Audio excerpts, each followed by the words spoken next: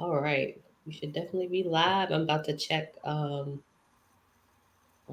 Facebook quick. Hi, you guys.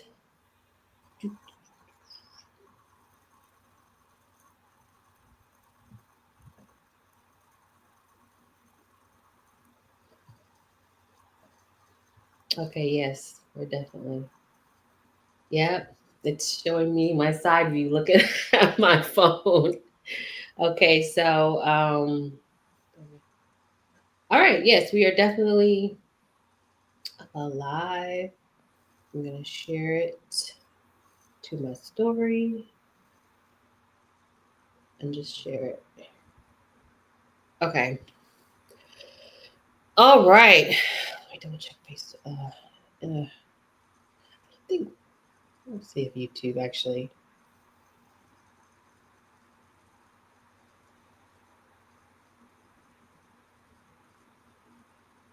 I'm not seeing it on YouTube.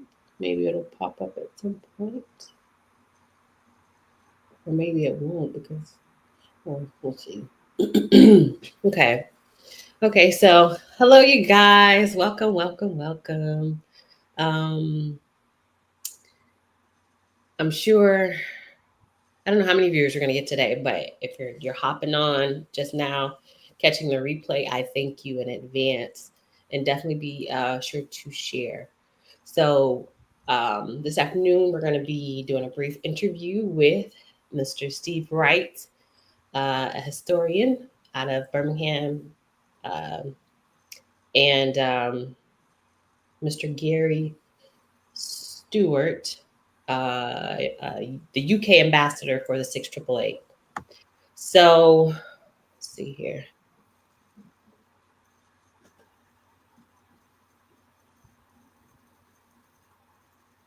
Okay. Um, so uh we've been live for 2 minutes now. I'm gonna give it like a couple more seconds and then we're just gonna hop in. Um gonna hop in. Now I don't like when people do this, so I probably shouldn't be doing it. Giving it a few more seconds and see if someone hops on or whatnot. But if you do hop on and you are a veteran, be sure to comment, um, like the video, share the video. Um, greatly appreciated.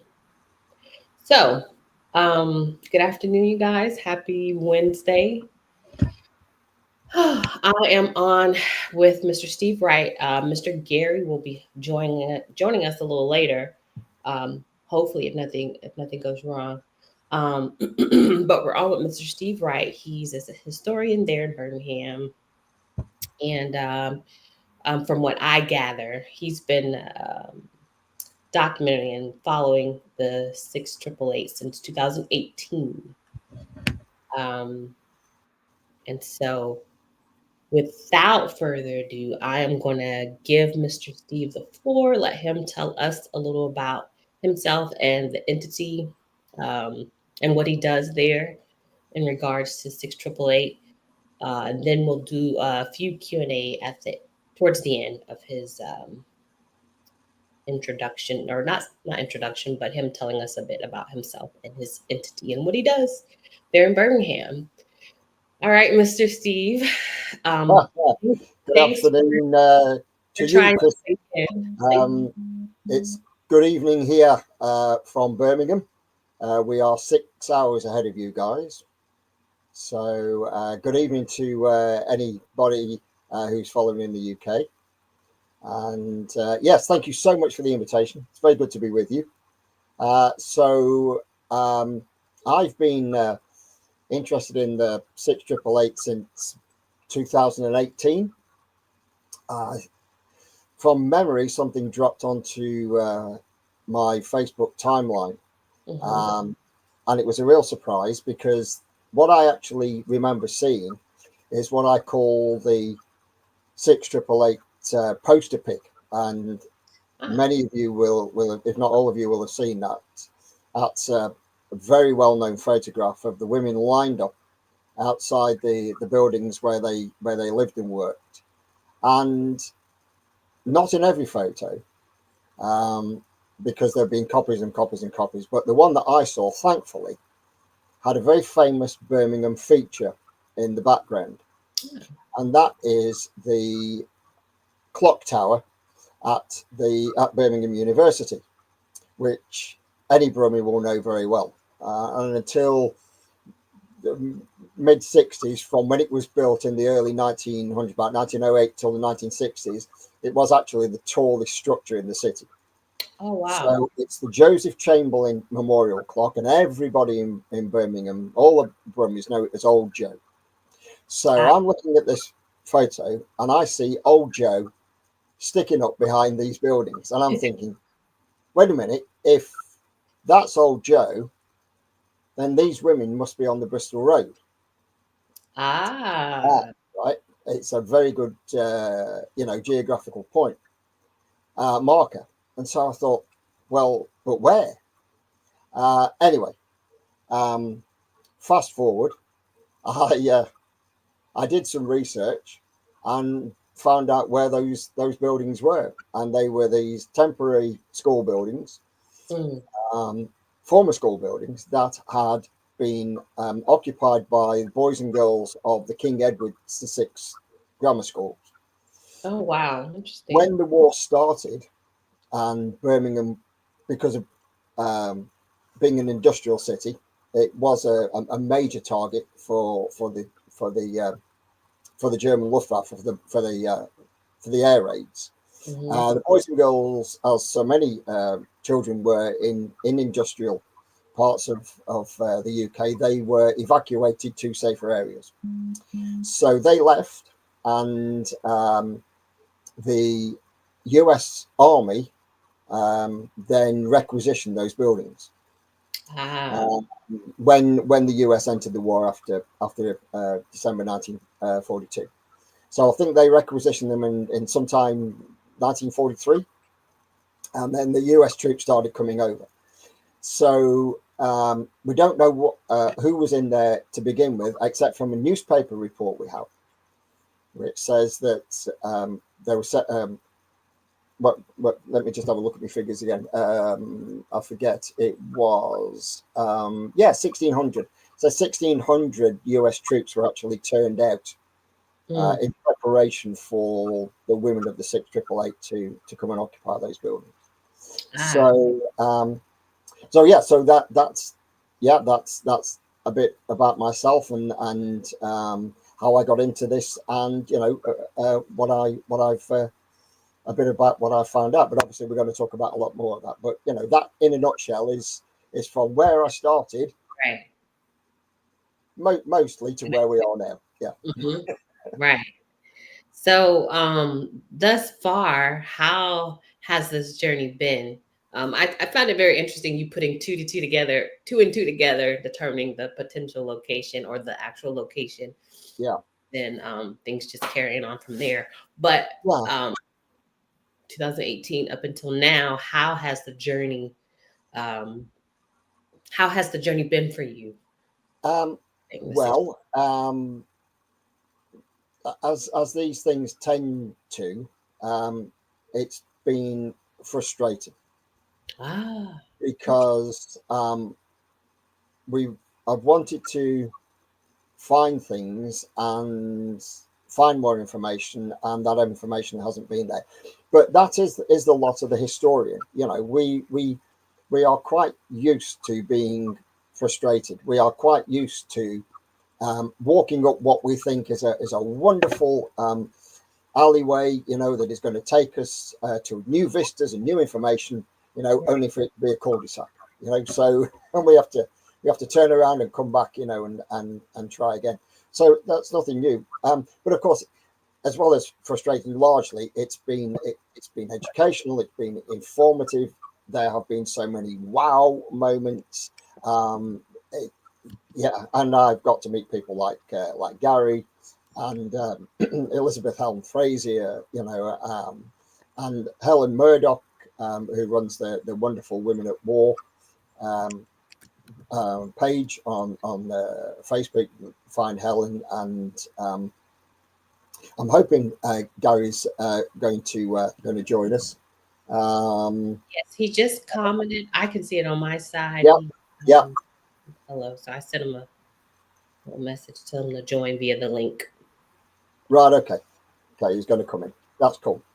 Mm-hmm. So yeah, so there've been frustrations, as I say, that we do expect as historians, but that's all that's all part of the work, because at the end of the day, we are investigators. We are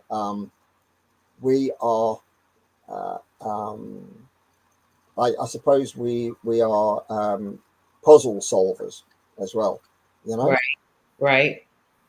We started. So when somebody drops a photo on Facebook, with the old Joe clock tower sticking out, that's a nice one. Yeah, we can work that one out pretty easily, but it's the other bits that aren't quite sometimes aren't quite so easy, to work out. Right. Oh, here he is. I just highlighted his comment, but I just need him to join in. I can ask him once Let's see if it comes up.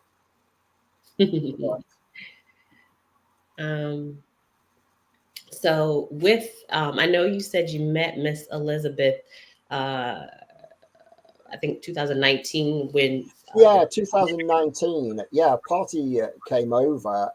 In fact, the production team for the 688 documentary came out in 2019, made by Lincoln Penny Films, and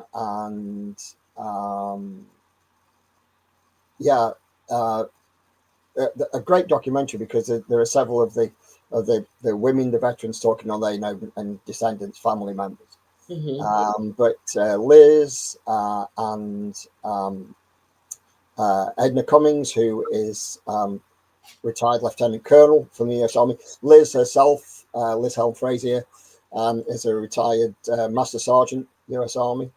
Right. And then Garry Stewart was also producer on that, and Garry himself is a veteran from the Royal Signals Corps in the British Army. Okay, wow. So, yeah.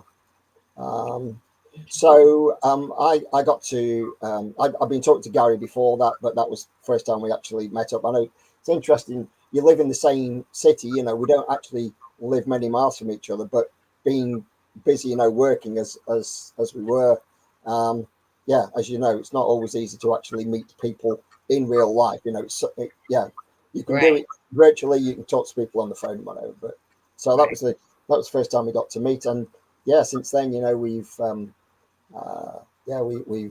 we've met one other time, but we've done a lot of chatting. So I got to see the documentary. They showed it in the council chamber, the council house, city centre, and Helen Murdoch, who I've already mentioned, she was there in her WAC uniform. We got a couple of jeeps out the front of the council house, so yeah, it was a nice big thing. So Helen is a veteran as well? No, she's not. No, she's a journalist. She's a journalist. Yeah. Got it. But she has got this wonderful page, Women at War, an amazing collection of uniforms, British, American, Canadian. May have some. I don't know if she has any other European ones, but does a lot for the British and Canadian. Sorry, British and American uniforms, and very, very knowledgeable about the WAC, and obviously very knowledgeable about the 688. Is Garry? And he is. I'm right. Hello, my apologies to coming in late and stuff like that. A few technicals. No worries. I'm sorry to interrupt you, Steve. I just wanted to let you know. That's fine.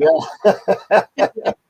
Oh, thank you. Good to see you, Steve, and thank you for having us, Christy. Good to see you, mate. Good to see you. Yeah. Great having you guys. So I'll introduce Mr. Garry quick, and then Mr. Steve, you can continue. I don't have a thorough bio for you, Mr. Garry, but I know that you are the ambassador for the 6888 there in the UK. And then there was another platform that I'm not going to log in, but you can tell us about once the floor is yours. Oh, okay, that's fantastic. Thank you. So, yes, Mr. Steve, please continue. Well, thank you, Christy. So what I am going to, to use a phrase, I'm going to sit down for a moment. Right, you've heard from me. And I'm going to hand over to my very good friend, Mr. Garry Stewart. Okay. Let's hear from him about his 6888 story. Yeah. All right, you guys. I'm just a bit. This is Mr. Garry Stewart. He is the ambassador there in the UK for 6888. Yeah, thank you for having me, Steve. I'm sure you were going to say something bad about me, which is why you've changed tact. But anyhow. But no, Christy, thank you for organising this. So, yeah, my name, as I mentioned, is Garry. I'm the UK ambassador.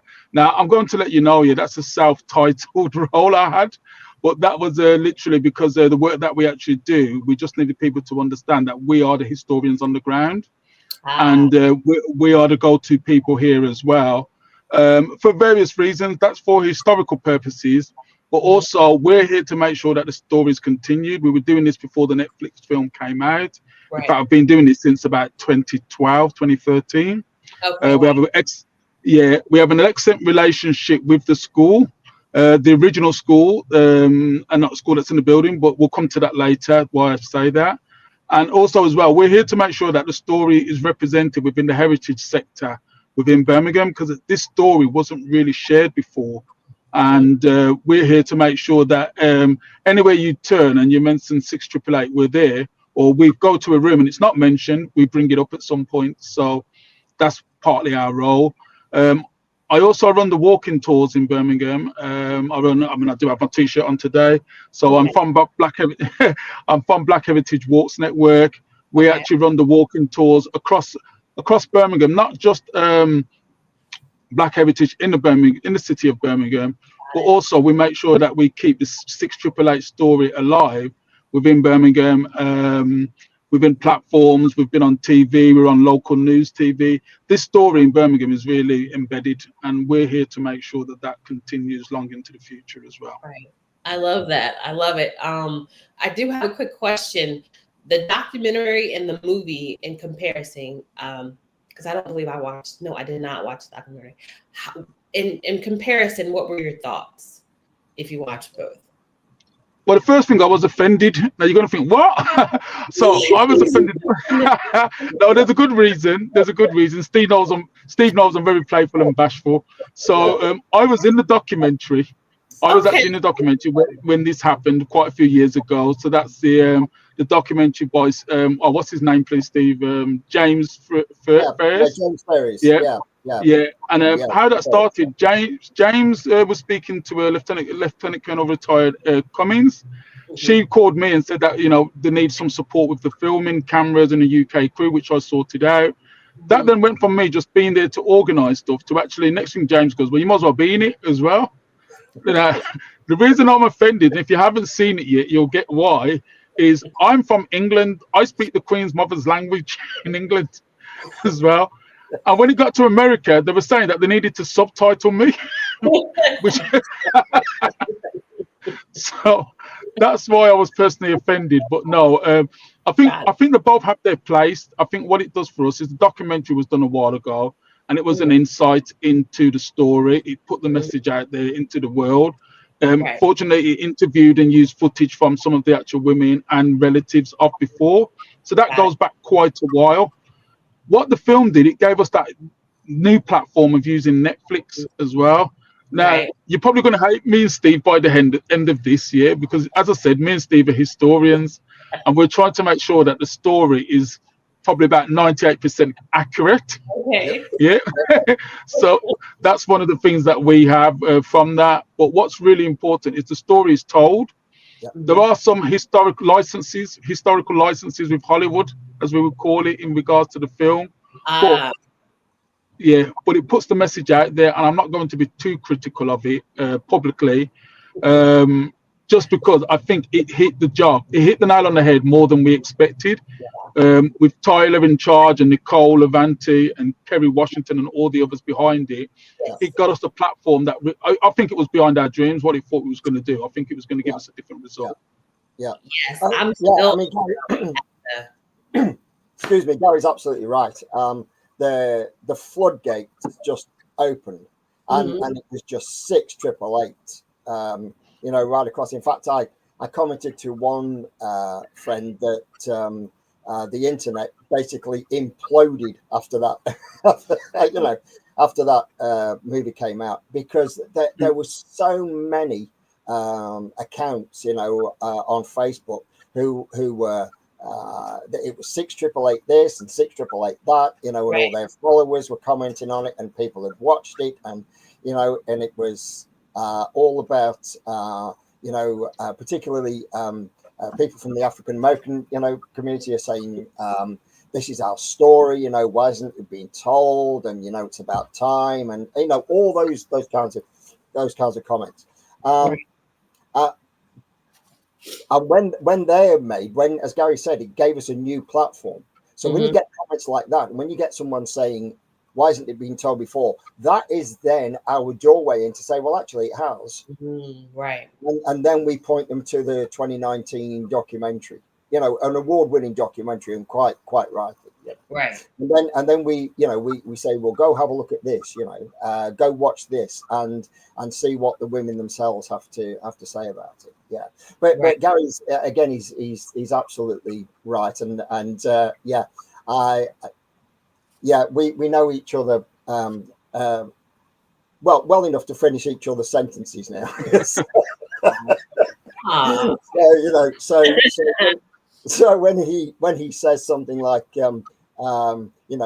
Steve knows what I'm going to say, or I'm going to put this, I could pretty much finish that sentence for him. He's going to say, and he's absolutely right, the film has an important place in this story. It really does, and it's right that it was made, and it was made the way that it was made, and that's fine. It's at the end of the day, the documentary is the documentary. The film, the movie is the same. Okay, filming. Yeah, and this is something else I want to come on a bit later about. Gary saying about being subtitled. I haven't heard, tell me that. I've heard that one before. That's brilliant. Because I thought it was because he's a Brummie, and they all talk funny in Birmingham. Yeah, well. Yeah. But coming back to the point, so the movie has an important place in the story, right? And again, as we both said, that it just gives us the opportunity to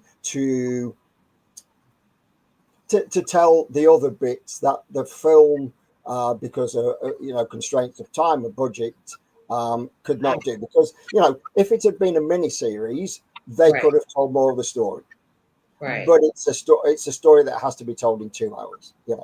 So it gets out the story, about them being, about coming to the UK, and sorting this enormous backlog of mail, and the problems that they encountered, being, well, first of all, being female and serving in the army, and then being being black at the same time, being African American.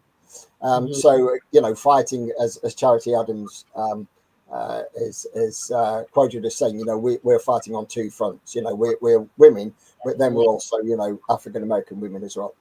Right. So it's definitely got its place, an important place, to help us keep the story alive. Yeah. Right. I wonder. Now I know the reach of the documentary was I won't say massive, but I know it was had a big reach. I wonder, Netflix. No one ever contacted Netflix to see if they could get it on there. or that would Shall I cause go her. with no? No, it really interesting, yeah, and this is why you'll understand sometimes how things happen or the universe operates. Uh-huh. So I'm just going to take you back to how I came to the story, and there's a very good reason for that. So back in 2010, no, yeah, probably about sorry, about 2010, not 20, yeah. Mm-hmm. I basically was doing some research at home, and I was typing in African American soldiers based around the West Midlands. I particularly was using that phrase, Mm-hmm. and it brought up all the stories of all the men that we knew, all the transport logistic calls that we knew in the area and everything as Right. well. But then, very bizarrely, this video flashed up, and it's the video that's at the end of the film, if you know what I'm talking about. It's a video of the women marching in Ah, Birmingham. So this video's flashed up, and I'm looking, thinking, oh, there must be an error here. So I've typed it back in, and it came up. I've then looked at it, I saw it said YouTube, and I thought, oh, this must be some recent thing that somebody's like filmed. Then I right. start to look at it, and I see at the very beginning there's the clapperboard, and it distinctly says, 6888 Birmingham, England, 1945. I'm like, it's a bit odd. So I do my research. I end up finding the Carlton Phillips and his group, and I'm introduced to Edna. And I say, I found this. Is this correct? I speak to the US Army's archive as well, and I find this footage correct. Now, what's obviously thrown me is I live in Edgbaston, so I live and grew up literally about 2 miles from the school. So I'm thinking, Oh, I've never heard of these. Yeah, wow. Crazy. Wow. yeah. So I start to ask people, and nobody knows about this story, as you can imagine. And then another really bizarre fate happens. I go to a meeting. So in England, we were marking the centenary of the First World War. So we had a Uh-huh. big kind of, I won't call it a celebration, it was a centenary, 4 years to mark the war, 1914 to 1918. I decided that I'm going to make sure that the African Caribbean story is included in that. And I go to this meeting. Right, okay, hold on, I'm getting there. So next to me at the meeting is a woman called Alison Wheatley, who now currently she's one of our archives. She resides in the US at the moment. She's down in Michigan. Bizarrely, again, another town. And I turned to her and said, "Oh, you're from King Edward School?" She goes, "Yes." I goes, "I know a story about them." She goes, "Oh, that's fantastic. So do I." She goes, "I'm the archivist for the school, and I've had this story in our archives, but I didn't know what to do with it." Oh my So God. So We again, said, this is bizarre. So I look at her and think you're lying, and she's gone, no, come to the school and I'll show you everything I've got. So this is actually 2013, mhm. and then Oh, he's gone. speaking to Carlton and the memorial project. So I was supposed to fly out for that, but I was Mhm. doing my degree and I had to get my dissertation, and it was going to literally fly out, go to the Mhm. ceremony, turn around, and fly back. So unfortunately, I wasn't able to attend. But Ah, we've been telling the story here. It's part of our heritage committee in Birmingham. We sit on the city council and make sure the story is represented there. right. Now, you asked how didn't it Netflix. Now, another bizarre turn. Alison was off work at a period of time, and during that time, somebody else from the school called me and said, "Oh, lady's attended school. She's asked to walk around the grounds. She said that they're thinking about planning a movie." And I was Mhm. like, no, this is a hard, but we didn't know who it was. Yeah, Right. at the time, told. And so we spent that time trying to track down who it was. We had no idea that Netflix were in the background. Well, she was doing the scissor trail at that time, and we Ah, and we had no idea who she was. We just were told. It's only because I'm friends with the school that they said, "Oh, somebody came here talking about the film," but somebody hadn't recorded who it was. And all the time this was going on, we were still doing our bits and pieces elsewhere, and I was telling the story. So we didn't approach Netflix because we didn't have a product to approach Netflix. But in the meantime, Nicole had been promoting this sizzle track and this idea that the story. I don't know if anybody's seen the interviews since that they tell you a nice story where Nicole sent it to Tyler, Tyler sent it to Kerry, Kerry said I'll get back to you. Tyler wasn't expecting it to, and she did, and then here we are with the film that's right. happened since. So Yeah. long story short. Yeah. I Yeah. have. I think I have a reel. I don't know if I need to turn off the comments to it or what, but there's over. I think there's like over 260 or 260, 70,000 views. And then there's Wow. just thousands, hundreds of comments. And I'm like, do I cut it off or do I just let it keep doing what it's doing? Because Yeah, I mean, and all the comments are positive. yeah, People, yeah, my thing is, I'm blown away at the fact that it's not just black women, it's black men, it's white men, it's it's multicultural. Everyone's overwhelmed and Mm. showing their appreciation that it was released and shared Yeah, yeah, with us and yeah, made common yeah, knowledge. It's really yeah, it's just yeah, yeah. Yeah. Can I just add, you should leave it on because it's documenting part of history now. So unfortunately, as we all did, we start this game. I'll just do this, and next thing you know, you're doing things that you never agreed to. So you're committed now. You need to leave it on. Yeah, just leave it. Leave right, it alone. right. Oh gosh, it's overwhelming. Brenda Partridge, her mom. Oh God, I don't want to say the name wrong. Willie, I don't want to mess it up. But Oh, her yeah, yeah, the last young yeah. lady, the lady I had on last, she reached out to me in 2020, I think it was, asking to feature her mom and share her mom's story. Because I'm assuming, I don't know if it was 2018 or when she discovered, but I know it was some time back then. And then she come across my magazine and reached out. And when all the movie and everything started coming, I'm like, wait a minute. Let me go in my emails. You have to go way back because it's 2024. I mean, it was 2024 and it was 2020 when I received the email. Um, then I also saw the communication with Edna and Miss Elizabeth and all this was from back then. And now I'm still in awe. I'm still overwhelmed that everything that has transpired since then. And I don't feel like it's dying down anytime soon. I mean, it has, but I feel like it's still the the people are still like, oh my God, really? This is crazy. This is amazing. This is um and it's a beautiful thing. And when I think about it, I'm like, just imagine other stories that there are that Yeah. have not been, and not just with Black or women of color or men of color, but just in general. Just imagine Yeah, other yeah, stories that are out there that yeah, have not been yeah. shared. Well, I think we So find we've with got, yeah. Go go on, on, mate. Steve. Go on. Yeah, go on. No, I was just going to say, just following up on what you're saying, Chris. I think it's other stories, and it's like almost. I always start this thing with a say, there were no black soldiers in the U.S. Army. Okay, there were some, but they only did a little thing.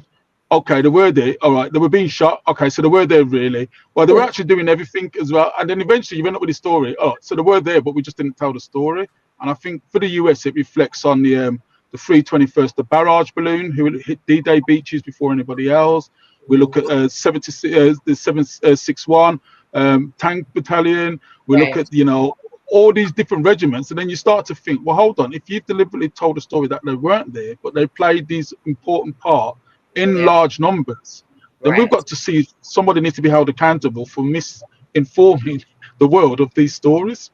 Yeah, This yeah. for me. What So I was going to, yeah, I absolutely agree. The role of African American uh, troops in all three arms of the U.S. military is so important.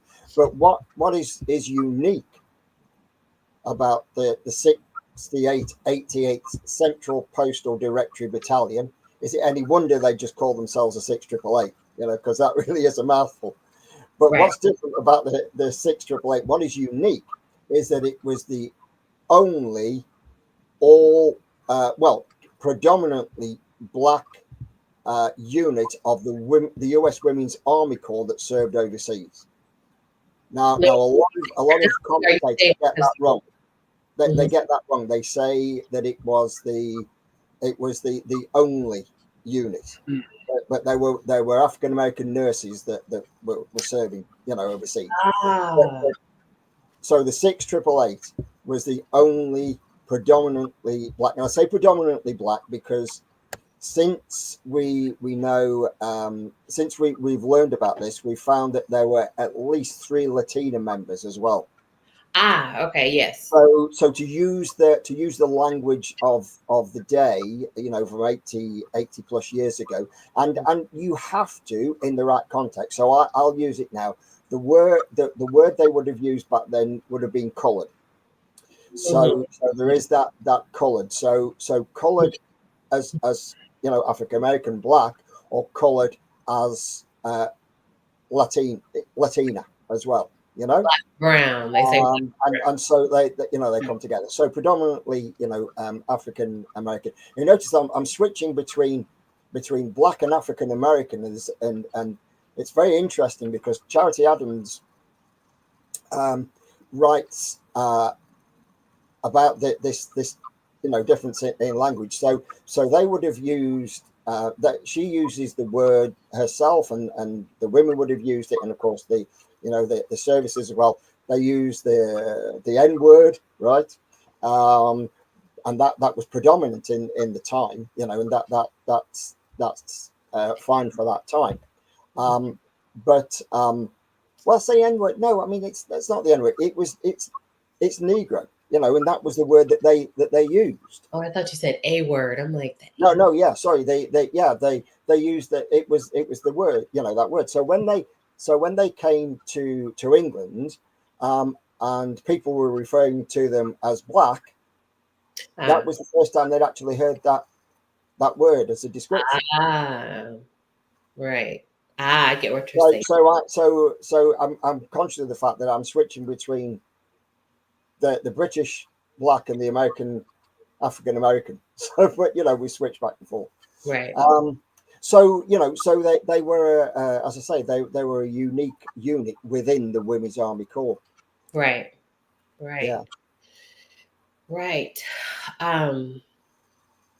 So okay, I mean you've shared quite a bit, but if there's one thing that you feel like I'm not gonna say, well, if there's one thing that you could share that most people probably don't grasp or know,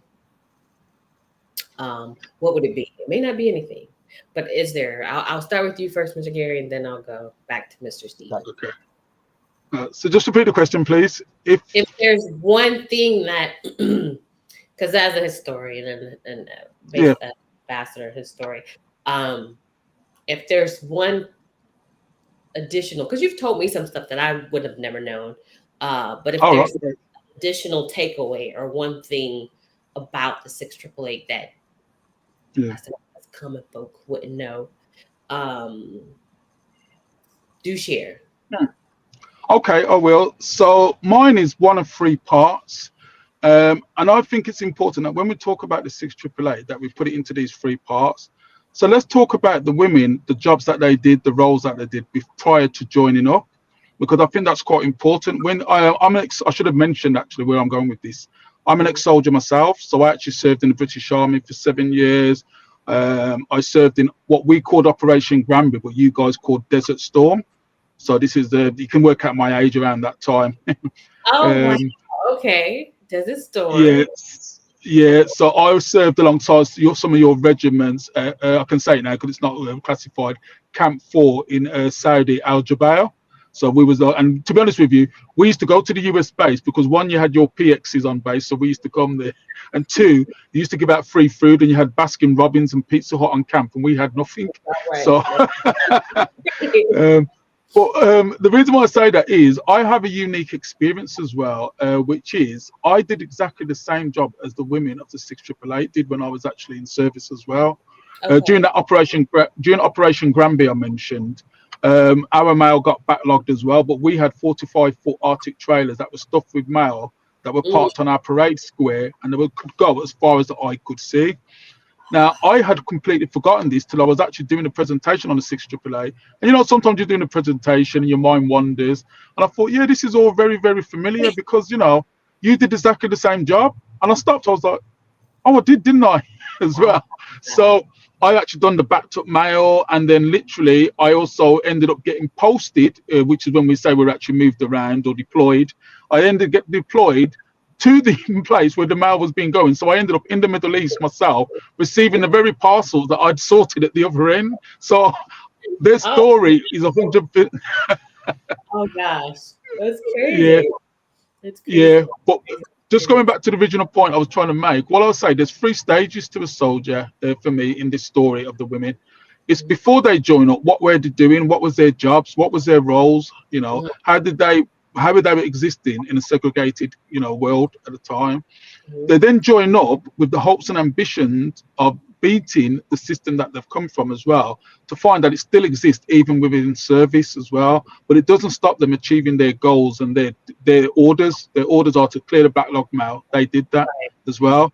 I think the other thing as well, during their services, they've also deployed to other European countries. So the fact that they go to France, they've left the US thinking they're going to England, they've ended up in France, and some of them went to Belgium, Amsterdam, across that European theatre as well. I think that's the second part of the story that then we need to tell, because when they then come to the third stage, which is when they return home as well, they're now very different in they have this very unique experience, all 850, 900 of them. Extremely. Yeah, yeah. Then they come back to the States, and then when they leave the military as well, they all go on into this fourth stage where they actually do these amazing stuff based on the experiences they had, but also because their veterans allowance allowed them to train.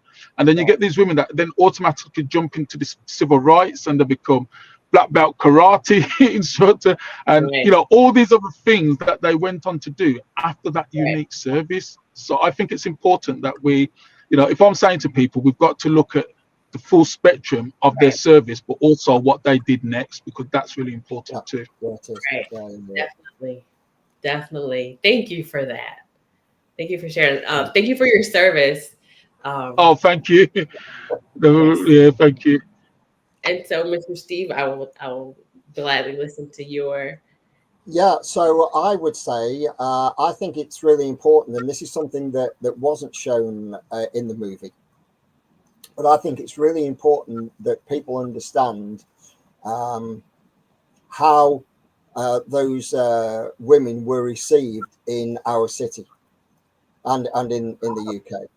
Okay. Now they did find that the same laws and segregation, we call the Jim Crow laws, and the segregation. They found that followed them as far as the American military here was concerned. And they certainly had that, and Charity Adams writes about that as far as the Red Cross was concerned. So there were US, Red Cross workers here. So they had that. But above and beyond all of that, and I'll sort of mirror what you did, that huge, much bigger than all of that, is the open-armed welcome that they received by Birmingham citizens. They were welcomed into homes, they were welcomed into schools to talk about their life back home. They joined the Birmingham University overseas club and all the benefits of that. They were welcomed into churches, no segregation, just come and worship with us. And they met all sorts of people from all walks of life in the city centre, and were feted really, and celebrated for who they were and what they were doing. And so for me that is so important. And as Garry said, they had all that here, and then they returned home and went back to the lives that they left. I always wondered, thank you for sharing that, because when they're in the movie, when they're marching, the bystanders didn't seem, if that was like a true part, they didn't seem like hateful or spiteful or standoffish, or like they seemed like, oh, awesome, look at the women do their thing or whatever, look at the females do their thing. So for you to share that part, that's awesome. What was I gonna say? Miss Brenda Partridge shared a piece of that in reference to your piece, Mr. Garry, about her mom traveling to different parts, and eventually, I think, meeting up with her brother somewhere over there. But yes, and so that's definitely an important part to be made known and shared.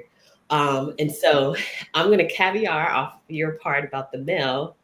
I too am a veteran. I served for 10 years, 3 months in the Army. And thank you for your service. Yes, thank you for your service. Yeah. And thank you. And the first deployment, I was logistics and I did my job, but it was not like a lot going on with my job. So I was helping everyone. I was helping food service. I was helping the male individuals, just helping wherever I could. Um, and the part I think the epiphany hit me at the movies where I'm helping. Her name is Lauren Snell.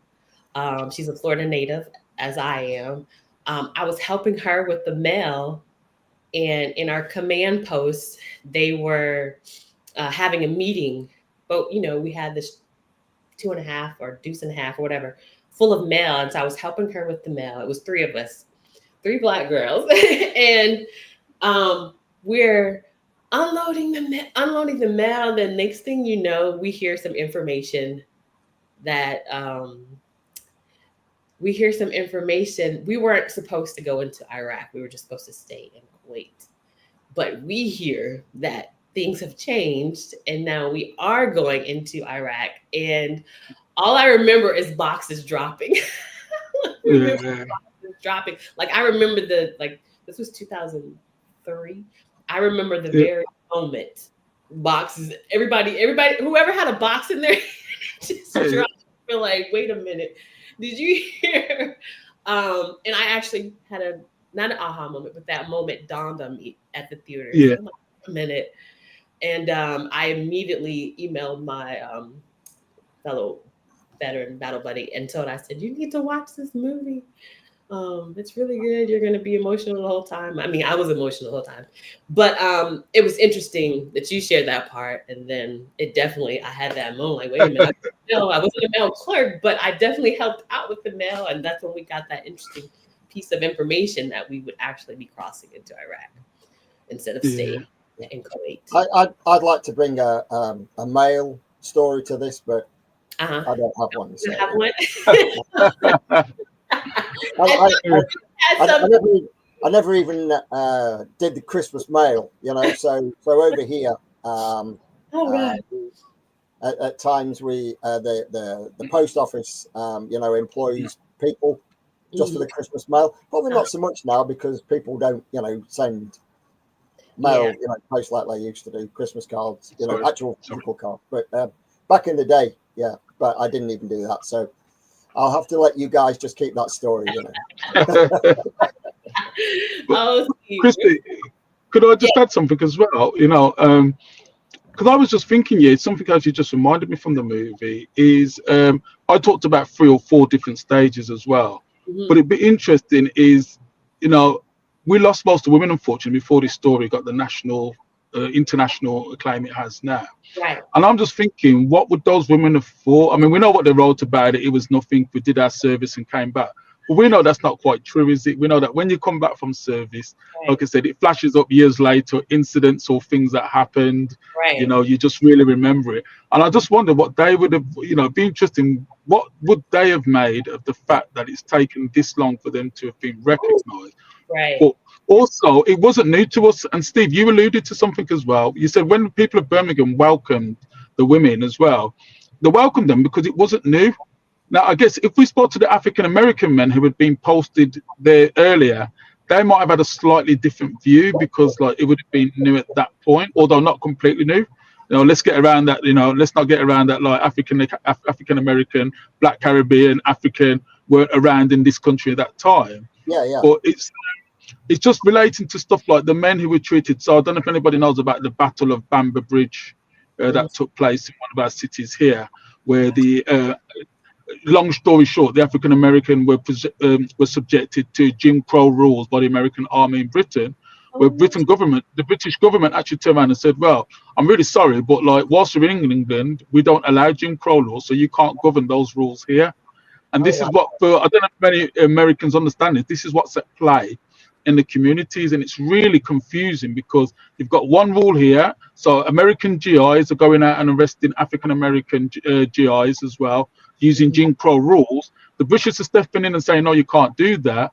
And then the British public are also intervening and going, they're welcome. African American GIs are welcomed in our pubs. And actually, we're going to ban you racists from going into pub. and ended up in fist fights, physical fist fights, you know, with these. And this was a common theme at in some places where it occurred.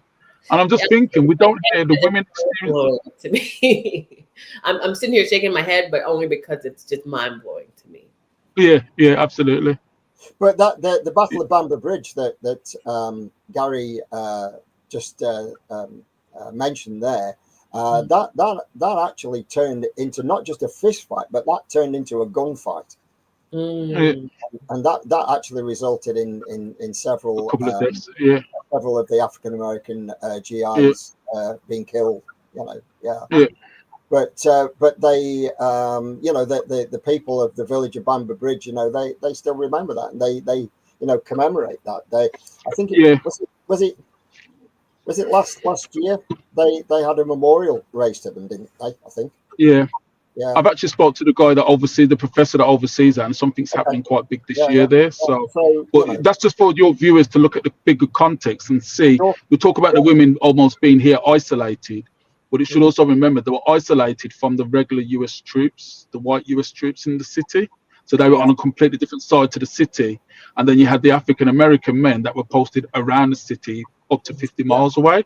But who made their way to the 688, because obviously when African American females are in your location, you know, and you know that, yeah. Oh gosh, man, oh man. Let's see here.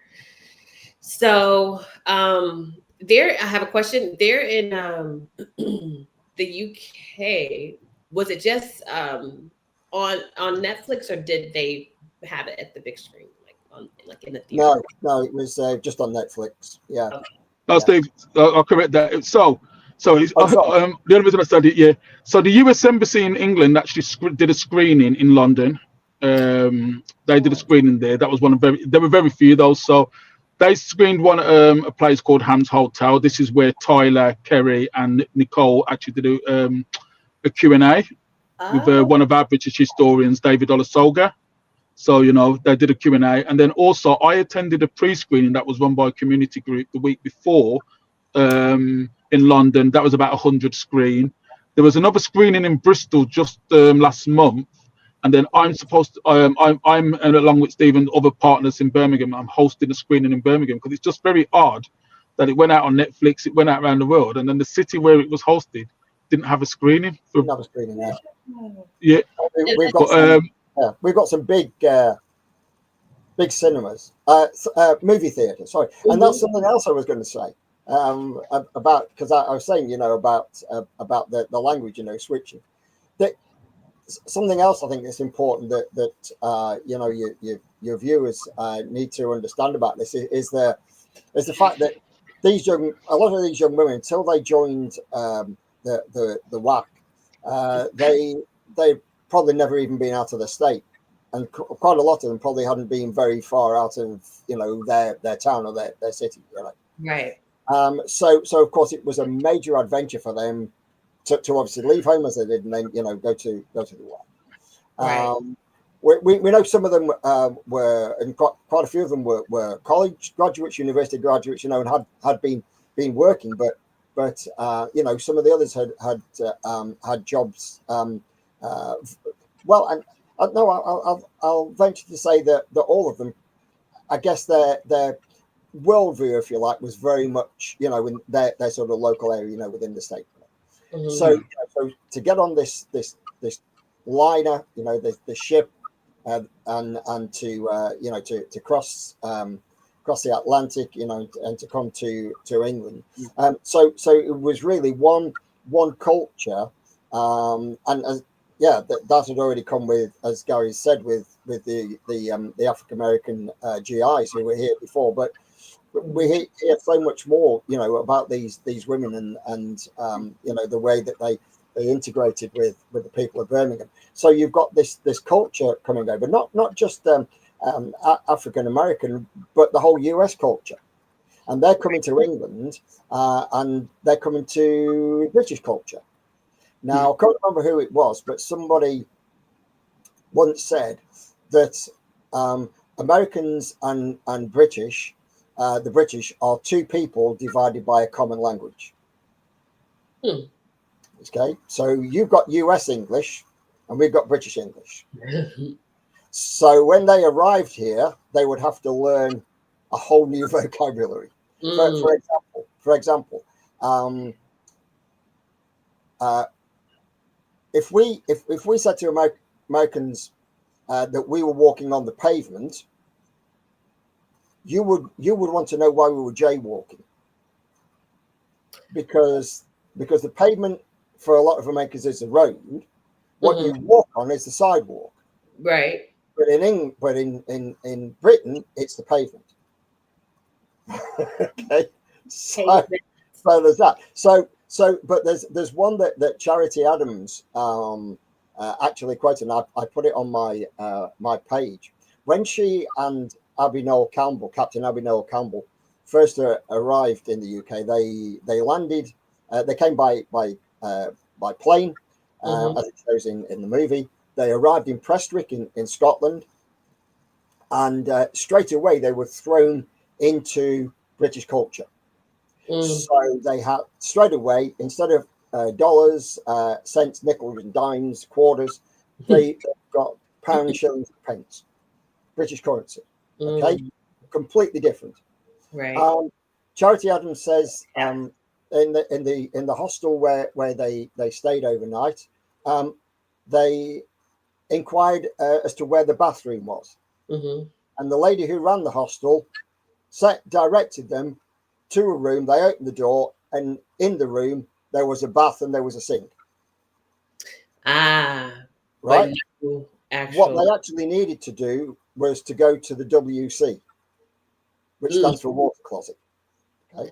And they eventually found the door that said WC on it, and when they opened that door, there was the toilet.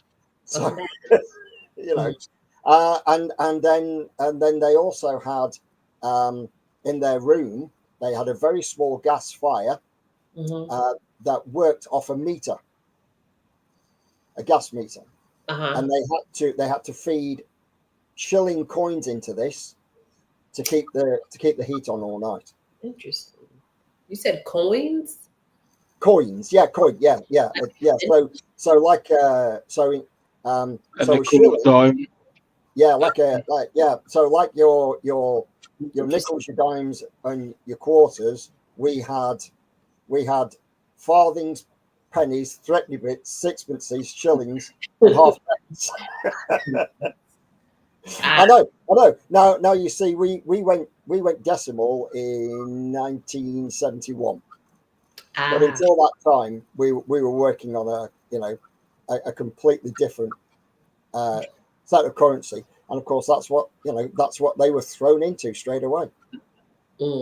In all the training that they'd done at Fort Oglethorpe,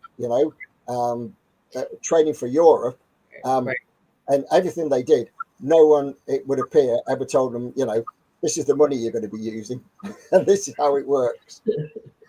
And they get over there and and you don't have to ask for the WC, You learn soon enough, don't you? Yeah. But there's something else, Christy, that you talk about as well, about travel, because I think one of the things, and I think you asked a question at the top, what additional information would I want people to know?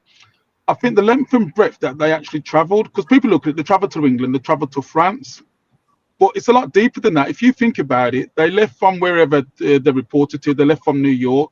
They landed in Scotland. They didn't really see much of Scotland at all, but they would have seen the train line. The train line that runs from Scotland to England is quite scenic in places, so they would have seen some beautiful landscape as well.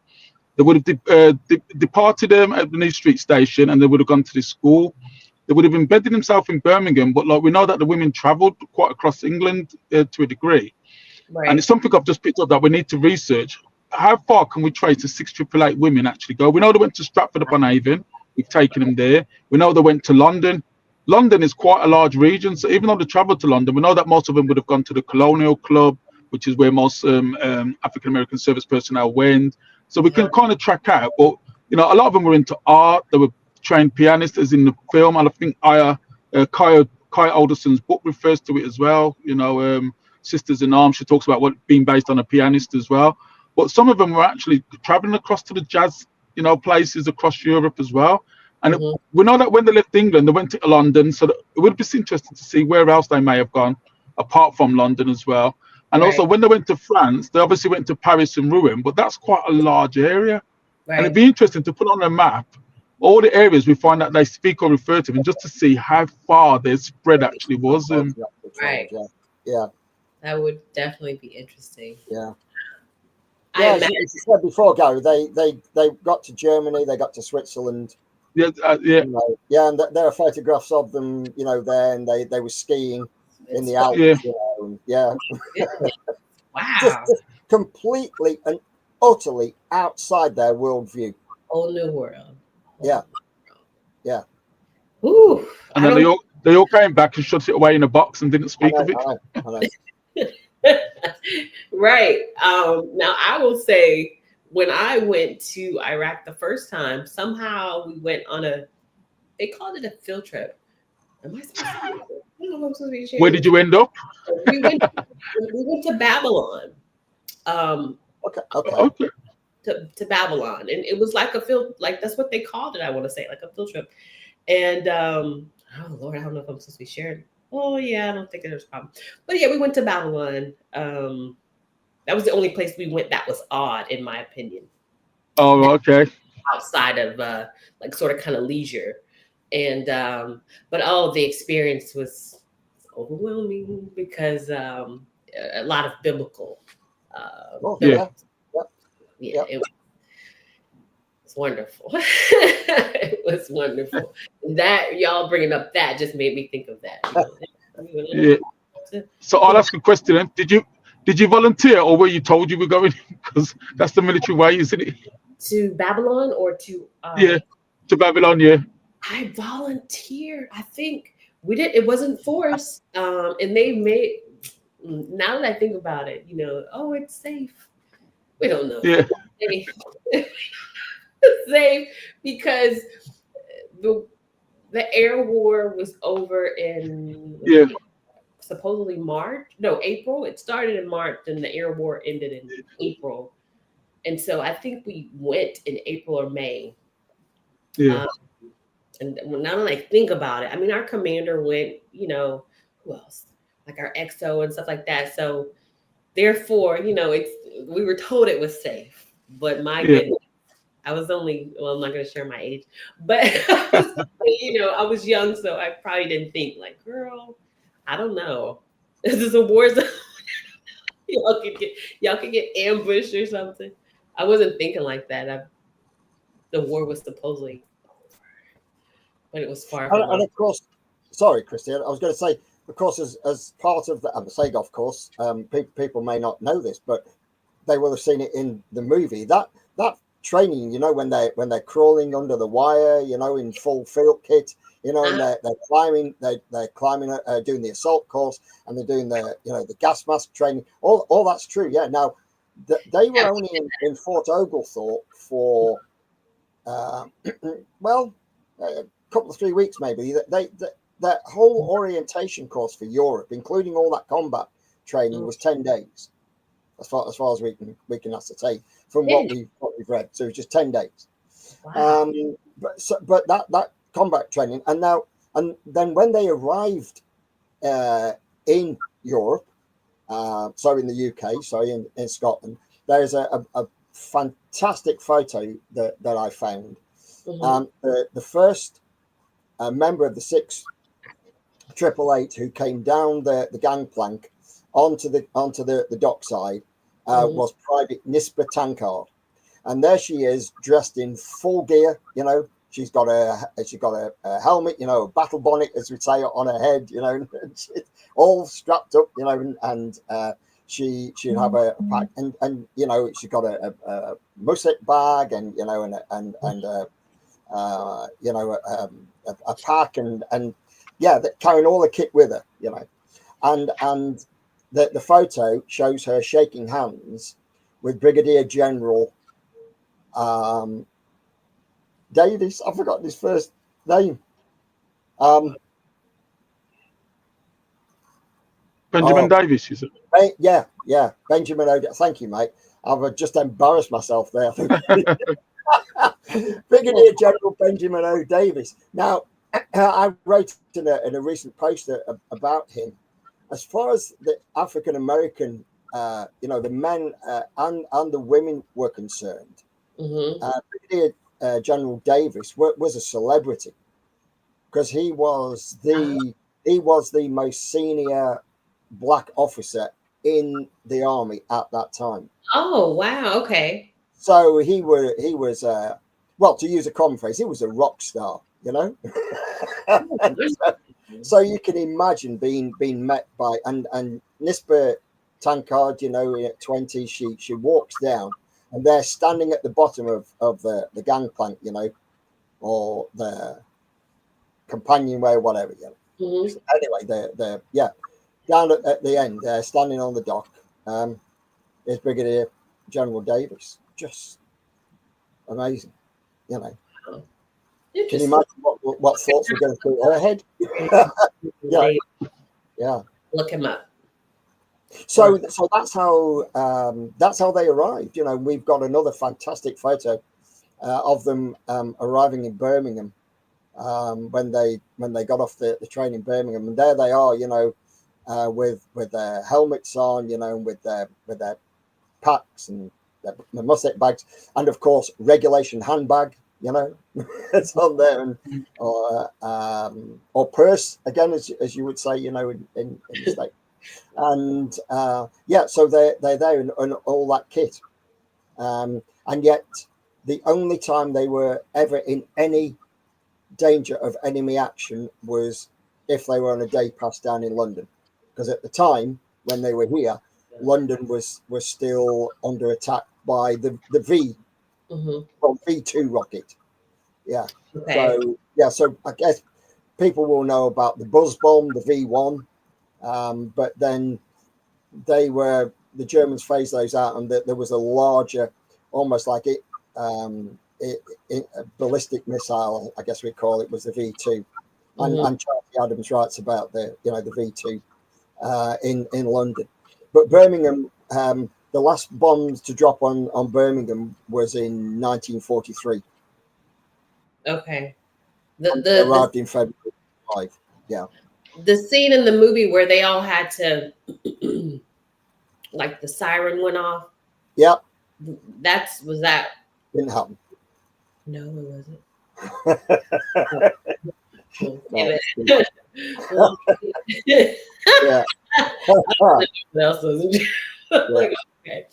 Okay. Interesting. I mean, it was okay. Okay, so if you're hopping on, be sure to catch the replay. We're with Steve Wright, he's a historian out of Birmingham, and Mr. Garry Stewart, 6888 ambassador, and the other part I didn't type up there, but the other entity that you're. So, well, go ahead. You were about to say something. No, I said the Black Heritage Walks Network. So we do the walking tour. If anybody is coming on the Stephen Ambrose tour this year, which I believe has been advertised out there, you should be meeting us to actually do the walking tour, which will take you to the buildings that are around, and also we paint a picture. So you'll leave Birmingham fully aware of where they stood. You'll stand in their footsteps. You know. Okay. Called again the tour. The Stephen Ambrose tour. They're the ones that are doing the official tour. If you go to Stephen Ambrose Heritage, is it Heritage Tours? Yeah, SHE. Yeah. Just type in Stephen Ambrose Heritage Tours and type in 6888, and the tour's being advertised there. Okay. And if we're not running it, we'll still come and meet you. Yeah. I'll have to share that. What is here? Okay, so let's see. So I think we're at an hour. We're over an hour. And wait a minute, no, my clock. No, you're wrong. Yeah, we're at an hour. Oh, you're right. You're right. I'm not in a rush, but I don't want to take up too much more of you guys' time. I think when you were telling your story about the mail and just different things, I was getting emotional just thinking about the movie and just thinking about just soldiers in general. I appreciate you all taking the time. I appreciate what you do. Thank you for your service and continuing to serve. I tell that to all my um, just veterans in general, but of course, my platform is for women veterans. And Mr. Steve, I thank you, Mr. Steve. I thank you for um, your service, because what you're doing is a service Oh, to thank you. Thank you. That's very kind. Thank you. there. Thank you. And so, Appreciate that. Thank you. I think it takes like special people to want to preserve and to gather knowledge and history and such. So um, kudos. I commend you guys for you gentlemen for having that mindset and that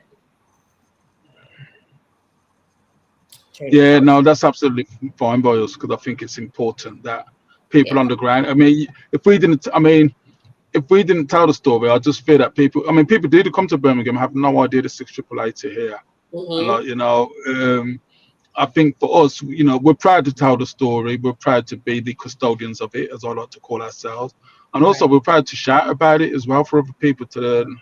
Yeah. And so that we can be proud and say, yeah, people probably go, but what about the other American soldiers? Well, there are people who do that job fantastically well as well. You Yeah. know, we just pick up the 688 story because if we Yeah. don't, we know nobody else will. No. We're doing this story.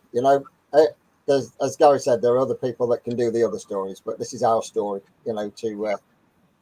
That we've researched. We want to keep going, keep alive. Yeah. Right. Is there I'm not gonna say call to action, but is there anything that you would like to do if you would like to share that's up, not besides the tour, but something upcoming regarding 6888 or just anything in I'll keep it to 6888. Is there a call to action you would like someone to follow your page or reach out to you guys if this Yeah. Well, Yeah. I don't know yeah, I was going to say, sorry, mate. I don't know No, who's you go ahead. going on this. Is watching. You never know who's watching. You see, that's the thing. So what we are doing at the moment is one of the calls to action we do have is we really want to try and find people in Birmingham who remember the 6888. Ah, So interesting. if there's anybody who's watching this or anybody who watches it,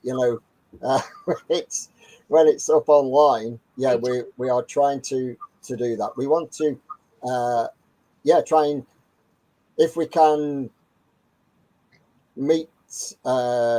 They'll be in their 90s now.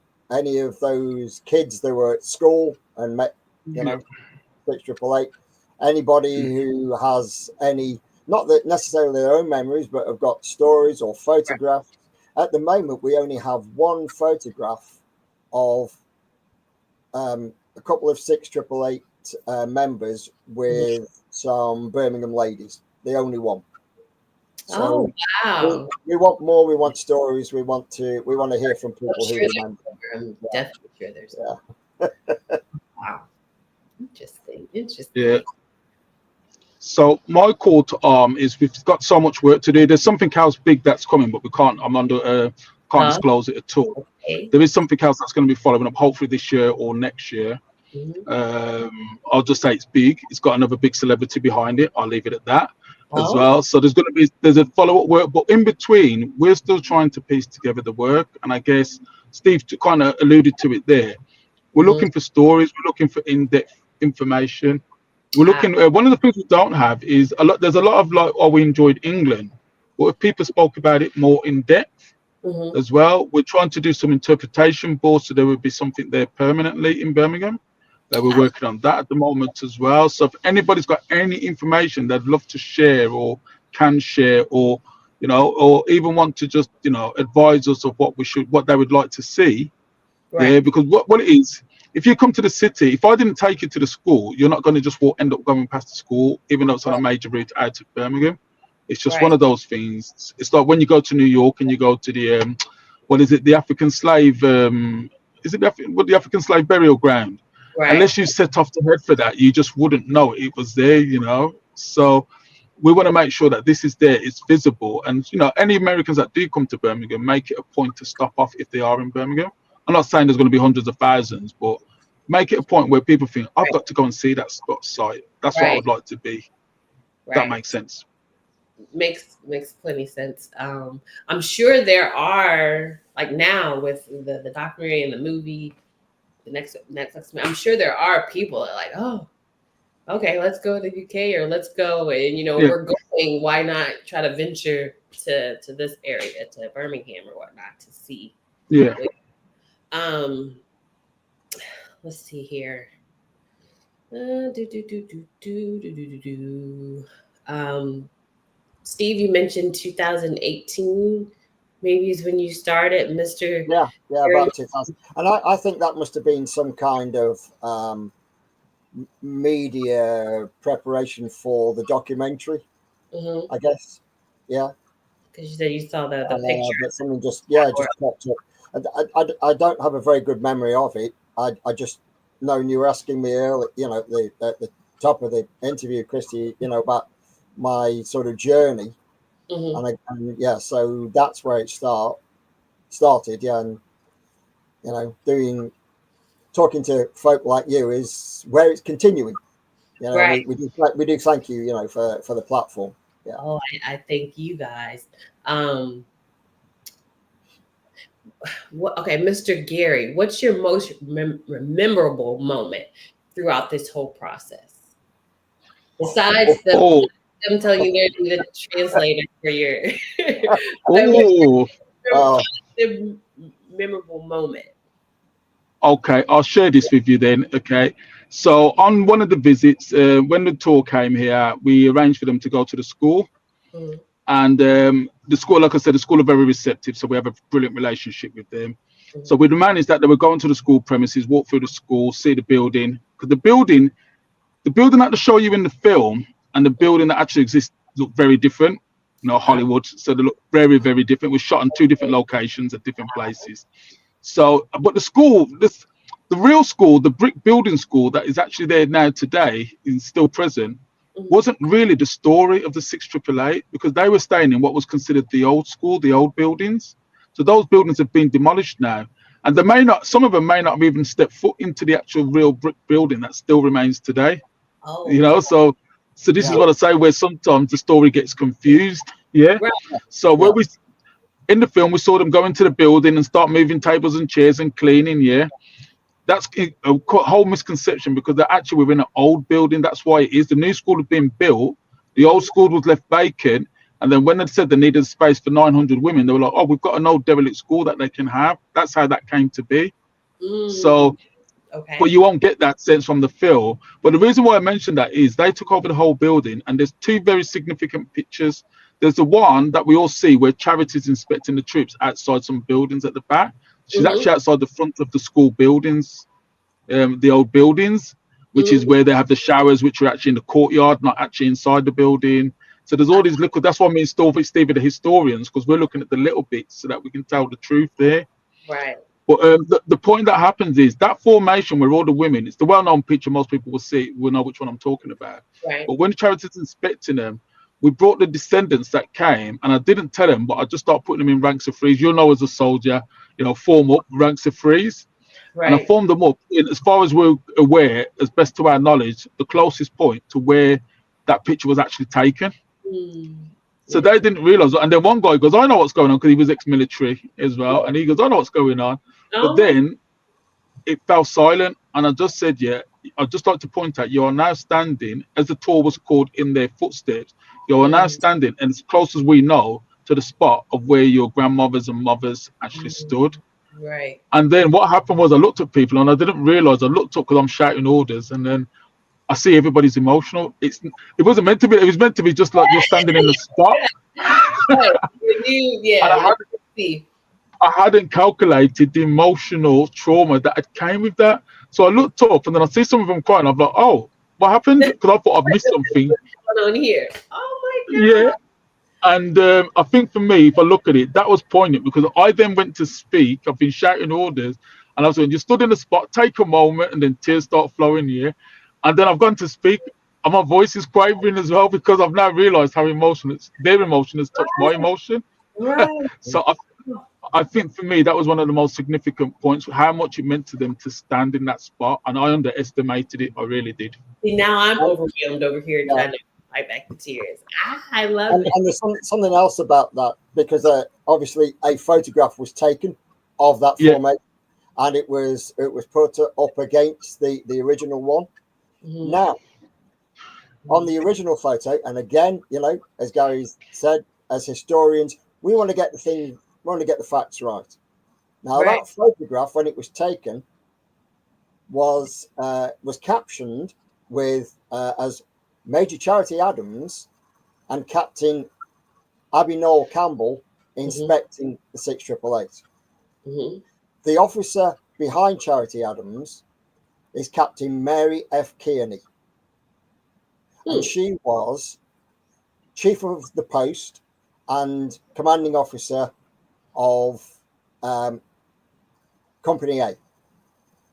Okay. And in that photograph, in the recreation of that, Mhm. the part of Charity Adams was taken by Edna Cummings, who we've spoken about, Mhm. and the part of Captain Mary F. Kearney was taken by her niece, Sheila Kearney.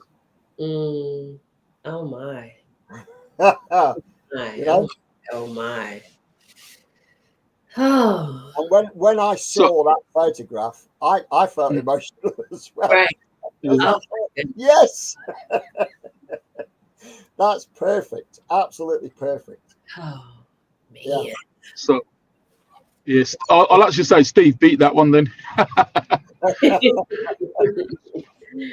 Yeah. No, you're both both great. Um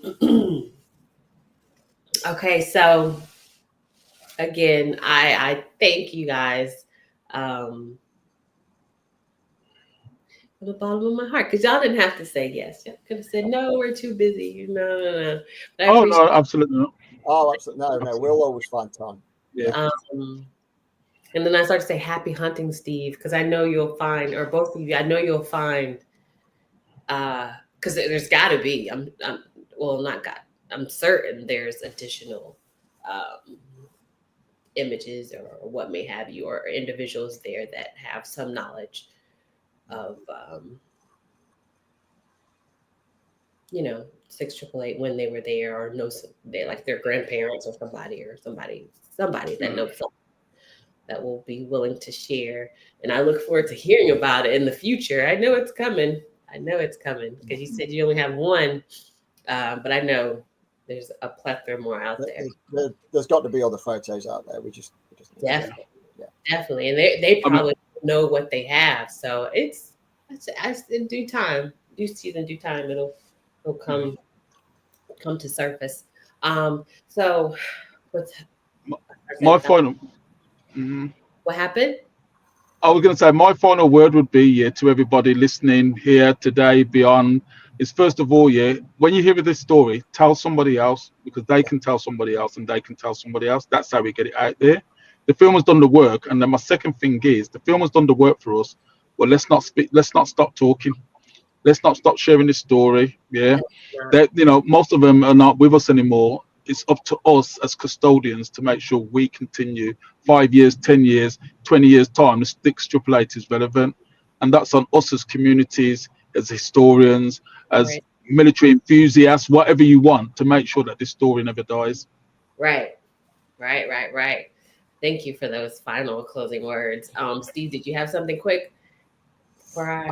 Only to say that if you want to find more about Mr. Garry Stewart, then you can find him online on Recognize with a Z or a Z. Yeah, American spelling.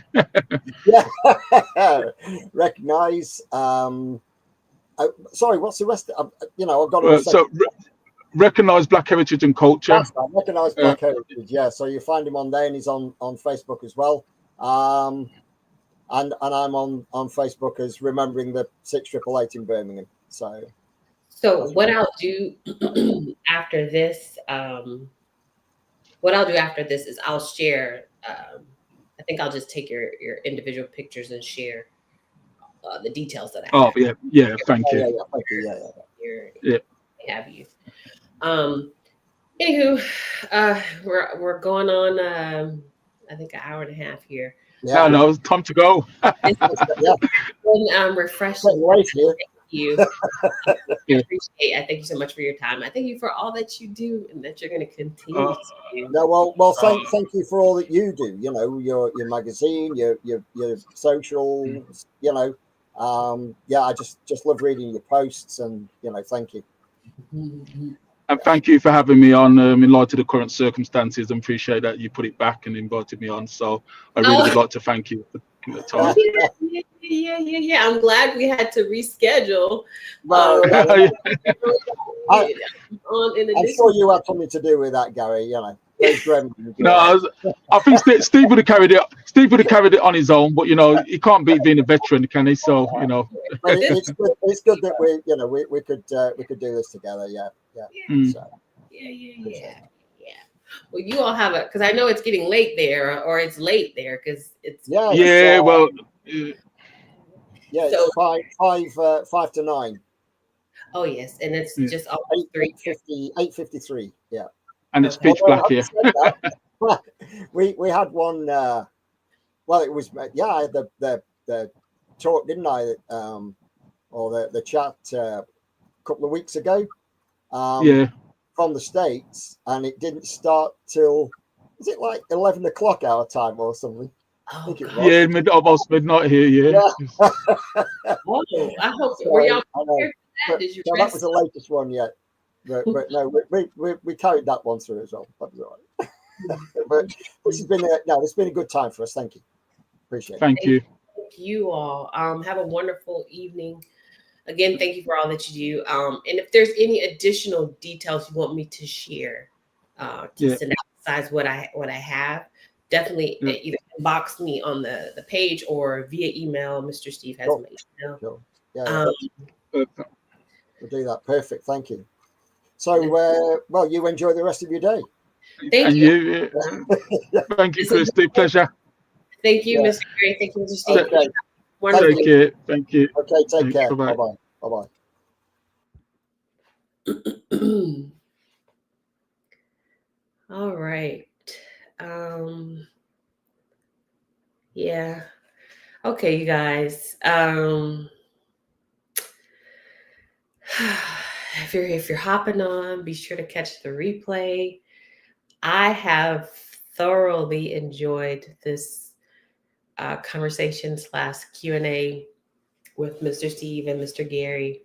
Um,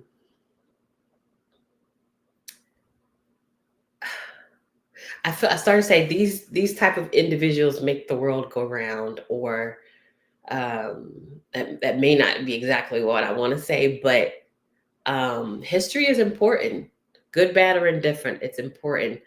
Um, and then I think Steve mentioned it, or it might have been Garry, that these ladies that are gone, no longer here with us, they probably would have never imagined that their story would be being told and um, spread all over the world, because just my the reel that I have that I'm not uncertain if I need to mute or not. um Australia, Africa, everywhere you can. I feel like it's like this, the reel has been, I don't know what Facebook did. I'm gonna blame it on Facebook because I did not boost it. I didn't do anything to it. It's um just massive reach, and there's entities from all over the world that are commenting and just have viewed the movie and are praising it and praising the women of 6888, um, and just showing so much gratitude. So I'm going to go ahead and cut off here. It's almost an hour and a half. Definitely catch the replay. If there's individuals viewing from the UK and you know somebody, or think you know somebody, or you knew somebody that may have pictures, that may have some type of details regarding the women of the 6888, there in Birmingham. Do reach out to Steve and or Mr. Garry. Again, thank you, Mr. Steve. Thank you, Mr. Garry, for all that you've done, you're doing, and you continue to do. It's a great service that you're doing to the women of the 6AAA and your community there in the UK. Well, I'm signing off. If you're hopping on, please do catch the replay. Again, thanks again, Mr. Steve and Mr. Garry. I thoroughly enjoyed this live and this insight with wisdom and knowledge that you all have surrounding the 6AAA battalion being there in Birmingham. So I'm going to put it out in the atmosphere. I am going to make this tour not the one that's coming up, but I'm going to make a future tour that Mr. Garry and his entity hosts. And hopefully while I'm there, I get a chance to meet Mr. Steve somehow. Everyone have a wonderful, wonderful, wonderful evening. Well, wonderful afternoon. Be safe. To all my fellow women veterans in general, thank you for your service, and those who are continuing to serve in some way, shape, or form, thank you for continuing to serve. Be blessed.